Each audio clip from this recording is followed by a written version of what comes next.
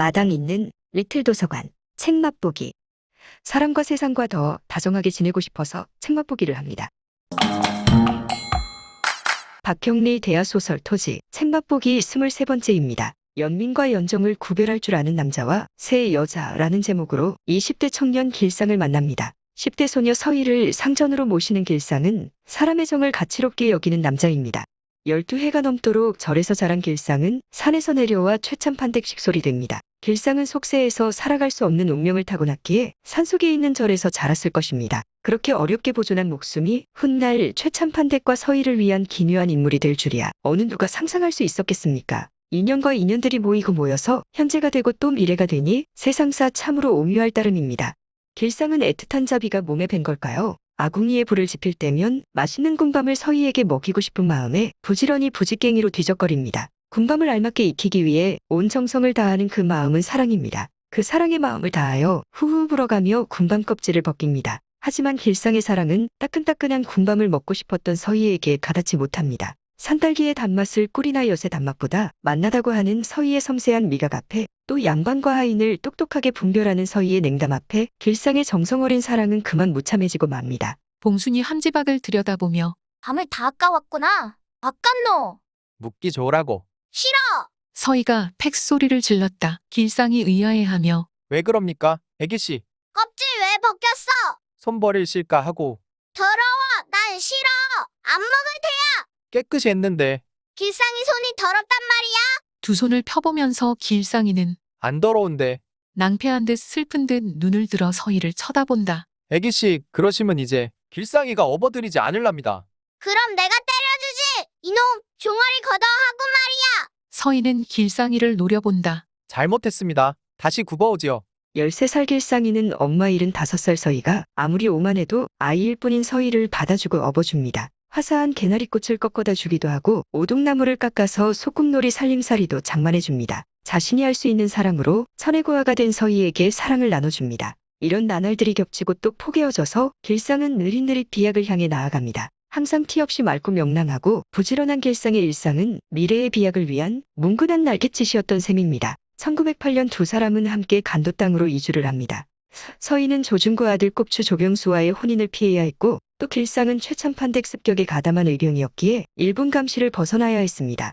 두 사람이 간도 땅에 터를 잡은 지 5년쯤 지나자 서희는 막강한 거부에 대열에 오릅니다. 길상이 서희 곁에서 손발이 되어 척척 움직여 주었기에 가능한 일이었습니다. 이제 두 사람은 모두 혼례라는 통과 의례를 치러야 합니다. 길상은 27살, 서희는 19살이 되고 보니 더 이상 혼례를 미룰 수 없다는 인식을 두 사람은 공유합니다. 그렇지만 서희에게는 여전히 조준구에 대한 복수심을 견제하는 것도 혼례만큼 중요했습니다. 난 하동으로 돌아가야 할 사람이다. 살을 찢고 뼈를 깎고 피를 말리는 그 고초를 겪는 한이 있어도 나는 내가 세운 언을 잊어서는 아니 된다. 내 살을 찢고 내 뼈를 깎고 내 피를 말리던 원수를 어찌 꿈속엔들 잊으리. 내 원수를 갚기 위해선 무슨 짓인들 못할까 보냐. 태산보다도 크고 바다보다 깊은 내 원한을 풀지 못한다면 나는 죽은 목숨이요. 나는 이 손톱 마디마디에 피를 흘리며 기어서라도 돌아가야 할 사람이요. 섬진강 강가에 뿌린 눈물을 내 자신에게 한 맹세를 나는 잊지 않을 것이요. 복수심에 대한 일념으로 만주벌판을 살아내는 서희에게 혼인은 더 이상 회피할 수 없는 문제로 다가옵니다.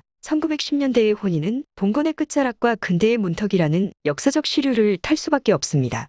당시는 남녀의 사랑과 결혼에 대한 관점이 전환되던 시기입니다. 집안과 혈통을 고려하여 부모가 결정한 대로 혼인을 했던 신분제 시대에서 개인을 중시하는 사조가 대두되던 근대에는 사랑의 감정이 혼인의 요건으로 거론되었던 것입니다. 21세기 자본주의를 살아내야 하는 요즘은 사랑이나 집안보다도 당사자가 소유한 재산이 결혼의 중요한 조건이 되었듯이 말입니다. 이렇듯 시대가 변함에 따라 혼인의 주요 요건은 달라지게 마련입니다. 일제강점기 1910년대의 혼인은 당사자가 속한 계층 신분에다가 서로에게 끌리는 사랑의 감정까지 더불어 혼처를 정하는 시대였으니 번듯한 혼인을 성사시키는 일은 의외로 만만하지 않았을 듯합니다. 사랑이라는 감정은 계층과 신분을 초월하여 뜬금없이 운명처럼 분출되기도 하니 말입니다. 어머니 별당아 씨와 머슴 구천의 사랑을 절대 용납할 수 없었던 서희입니다. 그러니 양반 교수인 자신과 자신의 시중을 들고 있는 길상과의 혼인을 스스로 결심한다는 것은 결코 쉽지 않은 일입니다. 그렇지만 서희는 길상과의 혼인을 내색하지 않고 차근차근 준비해 갑니다. 길상이 절에서 자라긴 했지만 그의 혈통에 관해 신뢰가 생겼을지도 모릅니다. 여태껏 단 한 번도 믿음을 저버린 일이 없는 길상의 성품이었으니 말입니다. 조준구에 대한 복수를 완수하는 그날까지 부를 축적하고 고수해야 할 서희에게는 믿을 수 있는 사람 길상이 반드시 필요합니다. 그렇듯 무조건적으로 기댈 수 있는 한결같은 믿음에는 묵시적 사랑이 깃들어 있게 마련입니다. 그런데 길상은 서희로부터의 탈주를 모색합니다. 길상의 언저리를 맴돌고 있는 일탈의 기운을 어린 시절부터 지금까지 이심전심으로 통해왔던 서희가 감지하지 못할 리는 없습니다. 내 직감이 한 번이나 빗나간 일이 있었던가? 길상에게 무슨 변화가 일고 있는 게야. 길상의 완강한 턱뼈에서 찬바람이 설렁설렁 불어오는 것을 느낀다. 벼랑간 남의 수족 노릇을 아니하겠노라고 외쳐대는 길상의 고함이 귀청을 찢는다. 아, 반항과 거부의 격렬한 몸짓이 보인다. 그럴 리가 있나? 네가 나를 떠나 어딜 산다 말이냐? 너의 27년의 세월은 나를 위해 있었던 거고 내가 세상에 나온 19년의 세월을 너는 내게 충성했었다. 그러나 서희는 무엇인가가 무너지고 있는 것을 발견한다. 남의 수족 되기를 거부하는 길상이가 나도 내 갈 길을 가야겠다고 주장하고 나서는 길상이가 거대한 운명의 바위로 커가는 것이다. 설마 한들 지가 내 곁에서 떠날 수 있을까? 길상이는 그럴 수 있는 사내지. 아니 뭐라고? 순간 서희의 감정이 융수철처럼 된다. 뭐라고? 감히 네하고 겨룬단 말이냐? 이 내 최서희를 두고 누가 네에게 겨루어? 직감이 몰고 온 거의 공포에 가까운 예감을 비로소 떼밀어내고 때려 눕힌다. 서희는 길상의 연인이 되고 싶다가도 길상의 상전이라는 자기 정체성을 내려놓지 못합니다. 연인과 상전 그 사이의 운명을 살 수밖에 없는 서희의 한은 고스란히 길상의 한이기도 합니다. 그렇지만 서희는 그 길을 가고자 합니다. 상전이면서 아내가 되는 아주 낯설고 새로운 길 위에 서고자 합니다. 기존의 자기 정체성을 무너뜨리는 희생을 넘어서고서라도 길상과의 혼인에 이르고 싶은 마음은 확고부동합니다. 그 결단은 서희에게 새로운 세계에 발을 내딛게 할 것입니다. 하지만 어린 딸인 자신을 내버려두고 머슴 구천과 함께 종족을 감추었던 어머니 별당아 씨의 사랑을 불륜으로 지목하고 절대 용서하지 않으리라 했던 서희였기에 자신도 역시 하인 신분과 다름없는 길상과 혼인을 하려니 혼돈스러운 심사가 되어보는 건 어쩔 수가 없습니다. 내 천길 낭떠러지를 뛰어내리듯 너를 택하려 하기는 했으되 어찌 감히 너 스스로가 나를 마음에 품을 수 있단 말이냐? 하늘의 별을 따지 어린 반푼이나 있는 일이겠느냐? 언감생심 나를 여자로 보아 계집으로 네 눈에 보이더란 말이냐? 내 비록 천의 고아로서 이곳까지 왔다마는 양반이 아직은 썩은 무말랭이가 되진 않았어. 감히 하인의 신분으로서. 천길만길 뛴다. 그러나 어디까지 그것은 서희의 환상일 따름. 실상은 바위처럼 앉아있을 뿐이다. 길상은 연민이 많은 사람이라는 것을 서희는 압니다. 어린 시절부터 지금까지 자신을 향했던 길상의 연민이 다른 사람을 향할 수도 있다는 것을 서희가 모를 리 없습니다. 날개 잃은 벌을 꽃 속에다 넣어주며 꿀 먹고 정신 차리라 하던 길상을 서희는 생생하게 기억합니다. 굶주린 새끼새를 데려다가 지극정성으로 먹이를 주며 돌보기도 했던 길상을 서희는 너무나 잘 압니다. 길상에게 연민의 감정 자비심은 간도가 아닌 하동 땅에 살던 10대 시절부터 이미 몸에 밴 것이었습니다.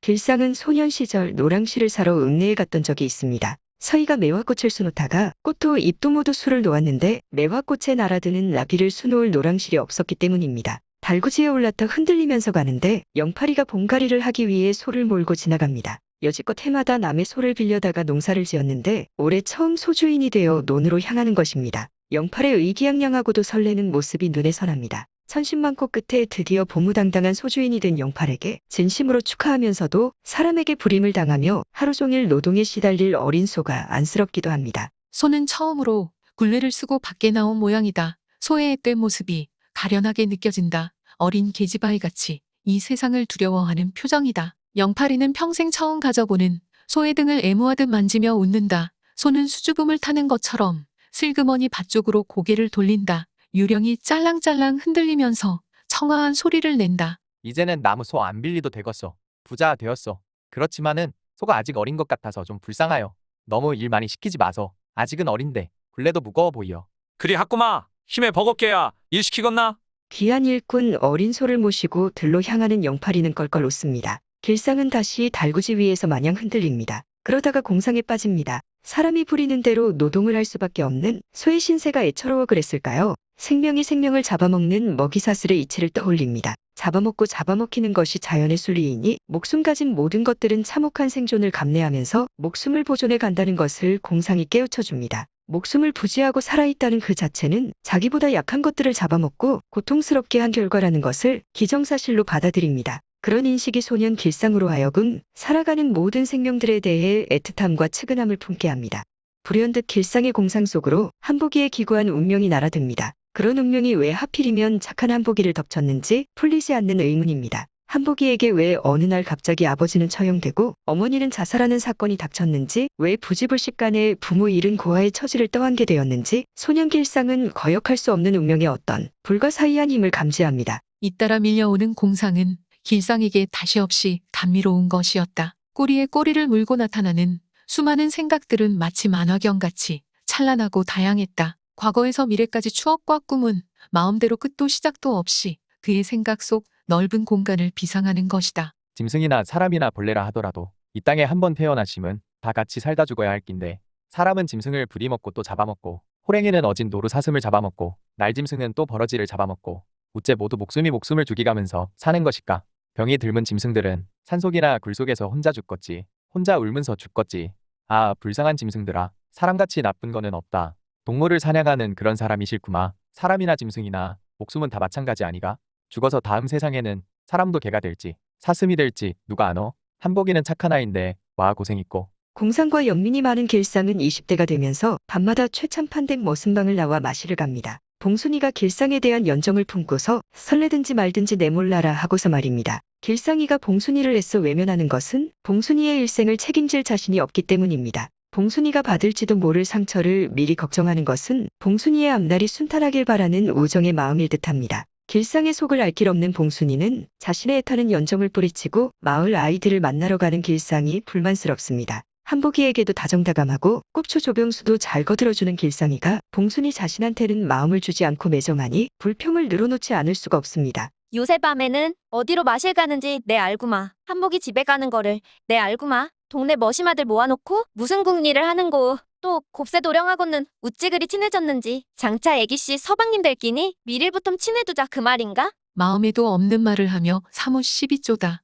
길상은 하루 일과를 마치고 마을을 향해 걸어가노라면 무한한 자유로움을 느낍니다. 머슴방 분위기로부터의 도피가 길상에게는 자유입니다. 비열한 수작이 설쳐대는 노름판과 음담패설이 난무하는 머슴방을 나와 사람의 온정을 찾아갑니다. 한복이 집을 향해 가는 길상을 보니 젊은 열기를 저렇게 다스릴 수도 있구나. 환경은 주어지는 것이 아니라 선택할 수도 있구나. 환경이 사람에게 끼치는 영향이 전면적일 수는 없구나. 환경에 대처하거나 적응하는 방식이 타고나는 기질이나 성품에 따라 다를 수 있구나 하는 생각들을 불러일으킵니다. 사람의 품성은 환경만으로도 혹은 혈통만으로도 결정될 수는 없나 봅니다. 길상은 대문도 없는 한복이 집 마당에 들어섰다. 한복이 영만이 작은 쇠 그리고 그들보다 나이가 위인 관수, 양길이, 길상이 합한 6명이 들어 참방하는 빽빽하고 좁다. 모두 일을 하고 있었다. 집세기 삼태기 같은 것들을 사리나무 혹은 지프로 엮고 있었다. 책도 읽고 글도 가르쳐주고 세상 돌아가는 이야기도 하고, 말하자면 젊은 아이들의 건전한 집회여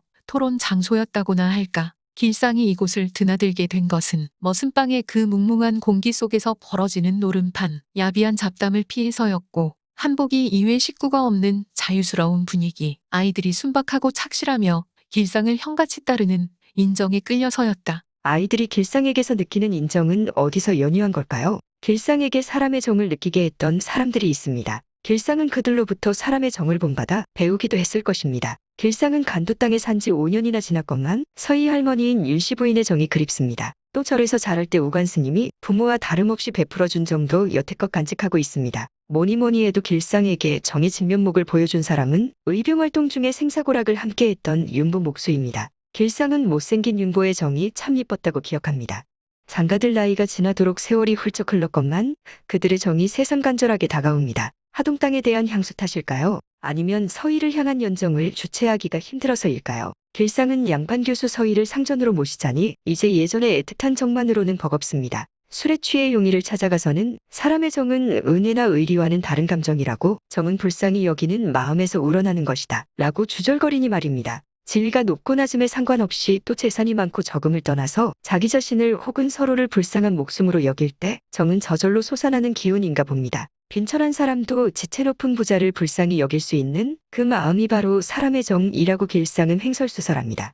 은혜를 입었으니까 은혜를 갚아야 한다. 사람의 도리는 그런 거라고. 항상 들어오지 않았습니까? 수천 수만의 노비들이 말입니다. 쌍놈들이 말입니다. 양반들이 그렇게 가르치지 않았습니까? 이를테면 죽은 수동이 아재 거치 말입니다. 마지막 피 한 방울까지 주인을 위해 바쳐야 하는 거로 수동이 아재는 그 생각이 골수에 박혀버렸던 사람이었지요. 살아생전에 또 그렇게 살지 않았습니까? 그것도 무서운 정열이더군요. 용이 아재도 아시다시피 도대체 은혜란 뭡니까? 양반들 먹고 남은 찌꺼기를 던져주는 게 은혜입니다. 상놈 노비들은 먹다 남은 찌꺼기를 얻어먹으면서 감지덕지 은혜를 받는 게지요. 나는 말입니다. 돌아가신 마님을 그렇게 생각지 않았습니다. 은혜를 베푸는 사람으로 생각지 않았단 말입니다. 마님을, 그 어른을 나는 지금도 잊을 수 없습니다. 우러러 뵙고 싶은 분이었습니다. 나에게 글을 배우게 하시고 어릴 적에 나는 그것을 크나큰 은혜로 알았지요.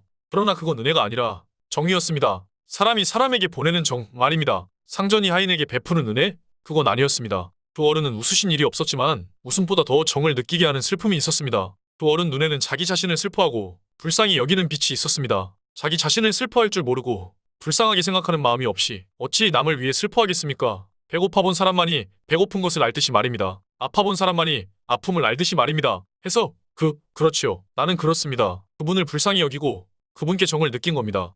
산에 있을 때 말입니다. 진달래철에는 진달래를 따먹고 머루철에는 머루를 따먹고 해가 져서 사방이 캄캄해진 뒤 돌아가곤 했습니다. 우관 스님이 이놈 다리 몽댕이를 부질러 놓겠다고 병력 같은 소리를 지르며 정말 몽둥이를 들고 달려 나오셨지요. 나는 스님 눈에서 호랑이한테 물려가지는 않았을까 그런 겁에 질린 빛을 보았습니다. 돌아온 것만이 반가워 어쩔 줄 모르는 빛을 보았습니다. 나는 그 정을 확인하기 위해 번번이 산속을 헤매다가 어두워서 절로 돌아가곤 했습니다. 스님은 몽둥이로 때리진 않았지만 그럴 때마다 커다란 주먹으로 내 머리를 쥐어박았습니다. 스님은 내게 있어서 어머님이요 아버님이었습니다. 법 위에 쌓인 넓은 가슴은 어머님의 품이었습니다. 하얀 눈썹 밑에 국달한 눈은 잊을 수 없는 아버님의 눈이었습니다. 어머님의 눈이었습니다. 아버님도 어머님도 아니었던 노승.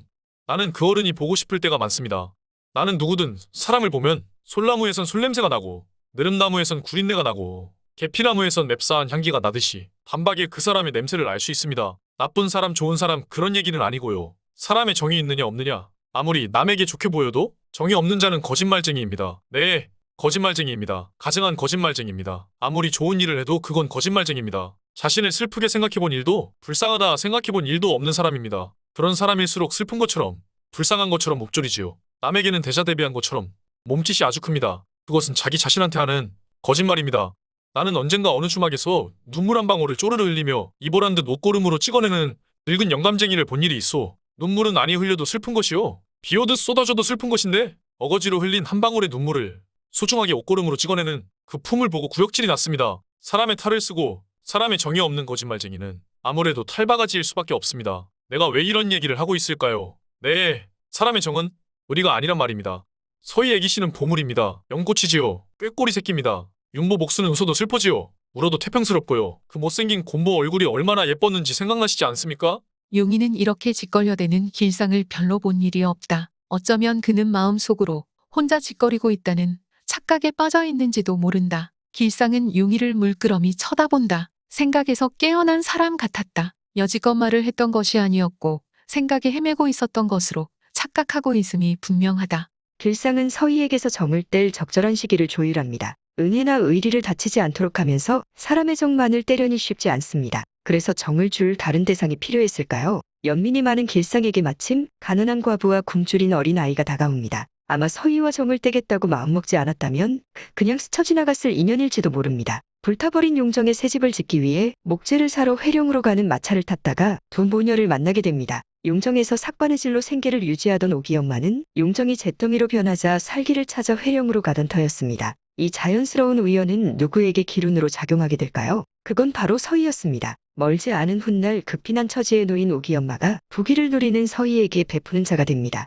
회령으로 가는 중간 지역에는 말도 쉬고 사람도 쉴 수 있는 휴게 주막이 있습니다. 길상이 주막에서 요기를 하고 있는데 어린 오기가 달려와 길상이 앞에 우뚝 멈춰섭니다. 오기가 배고프다고 울음보를 터뜨리면서 인연의 서막은 열리게 됩니다. 당황한 길상은 엉겁결에 파적 하나를 아이 손에 쥐어준다. 오기 엄마는 뒤따라 달려와 오기에게 거지냐며 머리를 쥐어박는데 아이는 눈물방울을 떨어뜨리며 파적을 얼른 베어먹는다. 여자의 눈에 눈물이 가득 고인다. 고생이 시든 것 같았지만 예쁜 얼굴이다. 여자는 아이를 끌고 간다. 끌려가면서 아이는 연신 파적을 베어먹는다. 길상은 졸지간에 당한 일이라 멍해 있다가 은칠에게 먹을 것을 싸서 모녀에게 갖다 주라고 한다. 사실 길상에게 회령은 자주 가는 곳이었습니다. 관리해야 하는 곡물상회가 있었기 때문입니다. 회룡에 갈 때마다 묵었던 단골 여관이 있는데 그곳에서 다시 모녀를 만나게 됩니다. 오기 엄마는 여관에서 허드렛 일을 하며 돈벌이를 하고 있었던 것입니다. 손님 심부름도 하면서 말입니다. 길상이 방에 이부자리를 전해주러 온 사람이 오기 엄마였습니다. 석 달 전에 회량으로 오던 마차 속에서 만난 여자였다. 배고프다고 우는 계집아이를 잡으러 왔었던 그 여자. 아직 길상을 알아보지 못하는 모양이었고 여자는 경황이 없었던 그때보다 훨씬 아름다웠다. 길상은 이상한 감동과 흥분을 느낀다. 길상은 웃으며 애기는 잘 크냐고 묻는다. 여자는 그렇다고 대답하며 잘 주무시라는 인사를 한 후 물러간다. 길상은 이불 위에 벌렁 눕는다. 갑자기 사방이 정막의 덩어리처럼 길상의 가슴을 내리누른다. 길상은 곡물상 일을 끝내고 여관으로 돌아오다가 오기를 만납니다. 여관 대문 처마 밑에 앉아서 빗물로 장난을 치고 있는 어린 오기를 봅니다. 야단을 맞았는지 얼굴에는 눈물 자국이 남아 있습니다. 길상은 오기에게 다정하게 다가갑니다. 예쁜 꽃신 한 켤레 사주마 하고 오기를 안아 올립니다. 오기를 안으며 길상은 재작년 죽은 꾀꼬리 생각을 합니다. 고달픈 어린 생명들의 삶이 똑같이 안쓰러운 모양입니다. 어리다고 해서 무거운 삶의 무게가 덜어지는 것이 아니라고 여긴 듯합니다. 바람이 몹시 불었고 비가 억수로 내린 다음 날이었던가. 길상은 무심히 들어 넘길 수 없는 새 울음소리를 들었다. 그 울음소리를 길상은 이틀 동안이나 들었다. 사흘째 되는 아침, 길상은 숲속으로 들어갔다. 울음소리를 따라갔더니 솔가지에 걸레꼴이 된 꾀꼬리 새끼 한 마리가 앉아서 우는 것이었다. 손에 잡힌 새는 필사적 반항을 시도했으나 며칠을 굶었음이 분명한 그에게 나부대볼 만한 힘은 없었고 날 수 있는 능력도 없었고 다만 무섭게 큰 소리로 울부짖었다. 새끼 새는 여치, 지렁이를 매우 좋아했다. 길상은 여치 우는 소리를 따라 풀숲을 뒤졌다. 하나의 생명을 지켜주기 위해 길상은 매일 살생을 하지 않을 수 없었다. 날개가 상한 한 마리의 벌을 위해 슬퍼하던 길상도 매일 살생을 해야만 했다. 그리고 하찮은 미물에게조차 각기 다른 성정이 있는 것을 알았다. 아주 지독히 반항하는 여치놈이 있었다. 새 주둥이 속에서도 결사적인 투쟁으로 먹지 못하고 내뱉는 일이 번번이 있었는데 이럴 때는 여치의 목을 비틀 수밖에 없었다. 목이 비틀린 여치를 새 입에 넣어주면서 길상은 나무와 비탑을 극락광생하여라 하는 것이다. 그런데 결국 새는 죽고 말았다. 길상은 새의 삶이 너무 슬프고 위로받을 수 없어서 생명을 받지 말아라. 다시는 나지도 말고 죽지도 말아라. 그동안 지은 업이 있다면 내가 대신 받으마 하고 중얼거렸다. 오기를 아는 길상은 그때 죽었던 새끼새와 어린 오기가 닮은 듯하여 가슴이 미어집니다. 길상은 어린 오기에게 잘 보이고 싶어서 한껏 밝은 투로 말을 건넵니다. 어린 오기가 충분히 신뢰할 수 있도록 말입니다. 오기가 겁을 내지 않아야 오기의 슬픔을 나누고 오기를 기쁘게 해줄 수 있기 때문입니다. 불쌍하게만 여기는 것이 아니라 기쁨까지도 함께 누릴 수 있어야 연민은 사람의 정이 됩니다. 돈벌이를 하느라 바쁜 엄마 곁에 있지 못하는 오기의 슬픔은 마음속으로 나누고 꽃신을 신게 될 오기의 기쁨은 몸짓으로 함께 나누는 길상의 맑은 연민은 길상을 사람의 정을 담뿍 품은 사람으로 돋보이게 합니다. 우리가 돌아와서 신발이 그대로 있으면 오긴 신발이 두 켤레가 되는 거야. 누가 가져가 버리면 그렇지. 누구 오기 말한 애가 주워 신겠지? 그러면 오기가 꽃신을 얻은 것만큼 기뻐할 것 아니겠어? 안 그래? 오기는 비로소 안심이 된 듯 길상의 어깨를 잡는다. 따뜻한 아이의 체온과 심장 뛰는 소리가 전해온다. 오기를 아는 길상은 어떤 청유리 집 앞에까지 와 있었다. 구석진 자리에 가서 오기를 내려 의자에 앉히고 자신은 맞은편 자리에 앉는다. 오기는 부끄럽고 조금은 겁도 나는 듯 사방을 둘레둘레 돌아본다. 길상은 호떡, 잡채, 그리고 술을 시킨다. 길상은 술을 마시며 오기를 바라본다. 아이는 열심히 호떡을 먹는다. 길상은 잡채 속에 고기 한 점을 집어 아이 입에 넣어준다. 꽃신을 사신기고 입이 한 방만큼이나 벌어진 오기를 안고 여관으로 돌아왔을 때 오기 엄마는 얼굴을 붉힌다. 길상은 회룡 여관뜰에 퍼붓듯이 쏟아져 내리는 비를 바라봅니다. 비는 사람이나 마차가 오도 가도 못하게 길을 끊어놓을 듯이 쏟아집니다. 폭우 덕분에 발이 묶여 한가할 여유가 있습니다. 길상은 폭우를 가르고 들려오는 윤보의 우렁우렁한 목소리를 듣습니다. 일본이 쏜 총에 맞아 피를 쏟으며 죽어갈 때의 윤보 목소리입니다. 일제강점기가 닥쳐올 무렵 혈혈단신 노총각 윤보는 의병활동에 헌신했다가 죽었습니다. 길상은 왜 오기네와의 인연을 앞두고 회룡여관뜰에 쏟아지는 폭우를 바라보면서 윤보의 죽음을 떠올리는 걸까요? 죽기 살기로 서희와의 정을 떼고 진정 오기네에게 과부장가를 들려는 작정인 걸까요? 윤보는 죽어가는 순간에도 호쾌한 기백이 넘쳤습니다. 죽음을 슬퍼하지도 두려워하지도 피하지도 않았습니다. 생명인 이상 죽음은 공포스러웠을 텐데 말입니다. 목숨 가진 것들의 죽고 사는 이치와 자연의 섭리에 통달했다 하더라도 어지간히 담대하지 않고서는 윤보와 같은 죽음을 막기는 어려울 듯합니다. 사람은 죽는 순간이 되면 의식은 아무리 늠름하고자 해도 육신의 세포들까지 긴장하고 죽기를 거부하고 나서서 태평스럽기가 쉽지 않다고 합니다. 그렇다면 윤보의 도량은 육신의 공포마저 껴안을 정도로 포용심이 한량없었던 걸까요? 평소 사리사욕 없이 살았던 그대로 윤보는 죽음도 예사로이 맞이합니다. 다가오는 자신의 죽음을 영롱한 눈빛으로 직시하면서 맑은 미소로 화답까지 하니 참 아름답고도 참 부러운 죽음입니다. 윤보는 산까마귀가 자신을 향해 날아드는 마지막 순간까지도 이 세계와의 친밀감을 누립니다. 살아생전 사람의 정을 한결같이 지니고 살았던 윤보는 잠시 후 자신의 몸을 파먹을 배고픈 산까마귀에게도 그리고 자신을 데리러 올 저승사자에게도 정을 줄 위인이니 고통스러운 육신을 벗어버리고 헐헐 자유롭게 떠났으리라 싶습니다. 이놈의 자서가 송장이 다 돼가는 나를 여기 떠매다 놓고 죽는 마당에 호강을 시키겠다 그 말가? 에라 아서라 참말로 멋대가리 없는 짓이다. 죽음 직전의 윤보 목소리다. 니는 모른다. 이는 몰라. 하늘을 쳐다보고 산까마귀 소리를 들으면서 야 이놈아야 방구석에서 죽는 것보단 죽으면서 계집 새끼 다 보면서 애척을 못 끊는 불쌍한 놈들보다 얼마나 홀가분하노. 김훈장이 말을 막았다. 몸에서 피비린내와 땀내음이 풍겨왔으나 윤보의 눈은 맑았고 빛이 있었다. 생원님 입도 흙 속에 들어가면 썩어 부릴 건데 씨 부리는 것도 살아있을 적에 낙이 아니겠소? 안 그러십니까? 아무것도 없는 기라요. 저것 보이소. 피냄새를 맡고 산까마귀가 따라 안 옵니까? 저 배고픈 산까마귀가 뜯어먹는 기 제격 아니것입니까? 내가 죽으면 저 까마귀 놈이 파묵을 기고요. 육신이란 본시부터 그런 거 아니것입니까? 허허, 그거를 모른다 말입니다. 출혈이 심하여 새파래진 곰보 얼굴에는 엷은 미소가 있었다. 길상은 못생긴 윤보의 그 얼굴이 부처님같이 아름답다는 생각을 했다. 다신 구들막에서 욕 깔고 이불 덮고 자식들이 울고 큰 상여에 댕 그렇게 누워서 상두가를 들으면서 내 이름을 적은 깃발을 바람에 펄럭이면서 아 그게 아닌 기라요.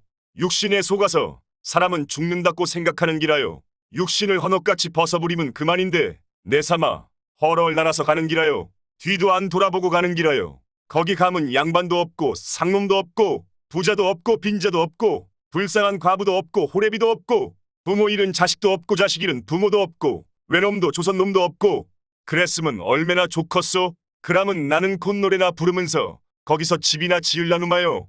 길상은 중얼거린다. 천심으로 떠난 사람이다. 선비 유생들의 자결을 꽃잎이 지는 것 같고 설원의 한 마리 사슴 같다 했으나 어찌 윤보 목수 죽음만 할까? 웃으며 갔다. 참으로 그는 의인이었다. 길상은 비를 바라보며 생각은 그것으로 그치지 않았다. 어제부터 꾀꼬리 새끼의 죽음이 머리에서 떠나지 않는다. 윤보의 죽음을 생각한 것도 죽음이 가지는 동일한 뜻에서인지 모른다. 길상은 사리사욕 없이 살았던 윤보를 회상하는 끝자락에서 오기 엄마에 대한 자신의 감정을 점검해 봅니다. 자신이 서희로부터 떠나기 위해, 아니 서희를 자신으로부터 떠나도록 하기 위해 오기 엄마를 이용하는 것은 이기심이 아닌가 헤아려 봅니다. 양반 교수를 모시는 하인의 입장에서 상전의 번듯한 혼인을 뒷바라지해야 하는 자신의 충심을 아프게 들여다봅니다. 다른 한편 서희를 지키는 파수꾼 역할이 다른 누군가에게 해를 입히는 결과를 초래할 수 있다는 사실도 자책합니다. 누군가를 살리기 위해 다른 누군가를 죽여야 하는 이쪽의 자비로움이 저쪽에는 잔혹함이 되기도 하는 이율배반에서 연민의 모순도 인식하게 됩니다.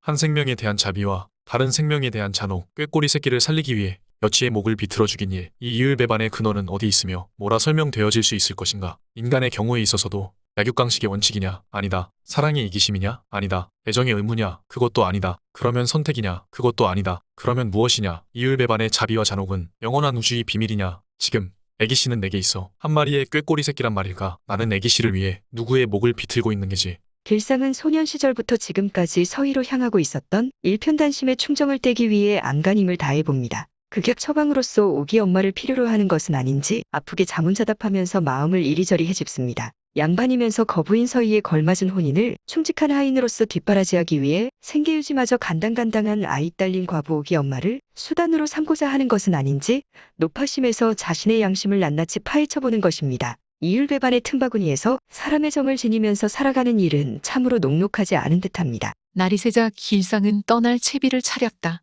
그는 오기네에게 돈 20원을 주며 어디 새빵이라도 얻어 나가라고 일렀다. 오기네는 여러 번 사양했으나 오기네로서는 만져보지 못한 큰 돈이요. 구원의 길이다. 한동안 말이 없다가 고개를 숙인 채 다시 만나려면 어떻게 해야 하는지 물었다. 어려운 일이 있으면 복지곡물상으로 연락하라고 길상은 대답한다. 오기네는 끝내 고맙다는 말을 못하고 길상은 떠났다. 오기 엄마는 가난한 과부지만 염치를 아는 여자였습니다.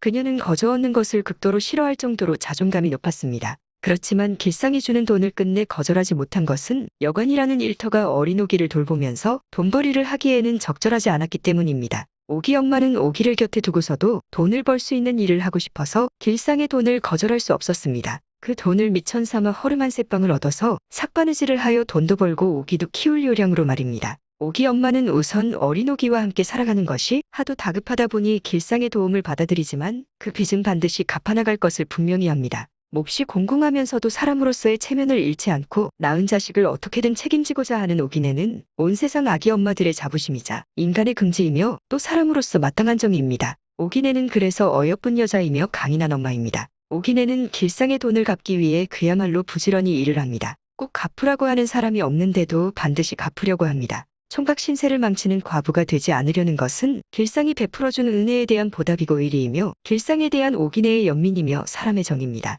오기네는 사람의 정으로 오기를 책임지고 길상을 배려합니다. 그새 수차 회량을 드나들면서 길상과 오기네의 관계는 심상찮게 발전했다. 그들 모녀에게 도움을 준 것에는 별 저희가 없었다. 어려운 일이 있으면 복지곡물상회로 연락하라고 무심히 말했었다. 여자를 두고 정사를 생각했더라면 길상은 그런 말을 하지 않았을는지 모른다. 길상은 오기네에게 어떤 장례를 약속하는 따위에 언지를 준 일도 없다. 냉정하다기보다 무책임했다. 그것을 그는 오기네에게 감추려 하지 않았다. 오기네에 대한 감정이 무책임했을 뿐만 아니라 과부장가 소문에 대해서도 길상은 무책임했다. 과부 오기네와의 혼인을 그는 한 번도 심각하게 생각해 본 적이 없었으면서도 스스로 그 소문을 조장해 온 것이다. 길상이 과부장가 소문을 자청한 것은 서희의 그물망에서 벗어나기 위한 궁여지책일 수 있습니다. 길상은 오기네와의 소문을 서희가 알게 되면 서희 자신도 적절한 혼처를 물색해서 빠른 시일 내에 혼례를 올리게 될 것이라고 여겼는지 모릅니다.